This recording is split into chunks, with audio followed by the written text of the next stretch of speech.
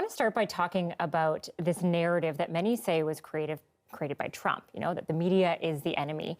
I myself struggle often to defend what we do here and the great journalism that we do. What do you say to people who say that the media is feeding lies? Well, first of all, I just want everybody, especially those people who work at CBC, to feel proud of the incredible work of truth-telling.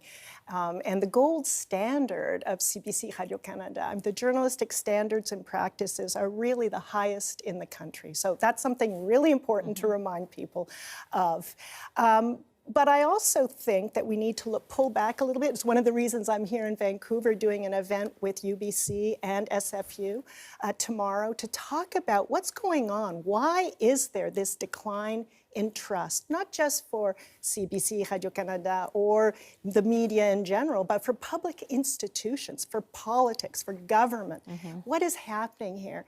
And I say, and I think people would agree, that social media is what's happened. And social media and the volume of information that is spewing out from so many channels has led to this kind of undermining of our trust in public institutions.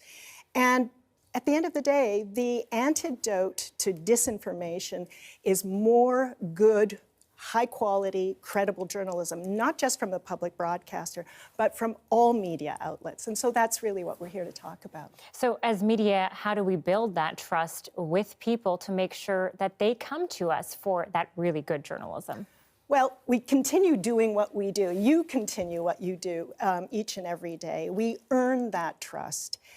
We know that there is actually a great researcher at University of Victoria, the Gustafson Trust Measure, and they talk about affinity, ability, and authenticity. About as organizations, we have to be true to our word, and delivering credible news is the purpose of the public broadcaster. Reflecting our audience's realities is our mandate.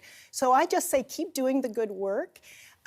Canadians saw the value of the public broadcaster during the 2-year pandemic. We know that because we saw the numbers of Canadians that came to our digital sites. Over 24 million Canadians came monthly to get that very, very valuable information that they needed during that difficult time. When we're in crisis, when we have a climate crisis here in BC during the floods or the fires, who was on the front line there? It was our journalists. And we're not just there in the moment of the crisis. We're there afterwards and in the community all through the recovery period. Absolutely, and that's what our journalism really is about, is being in the community and connecting with people so that we can share their perspectives in a meaningful way.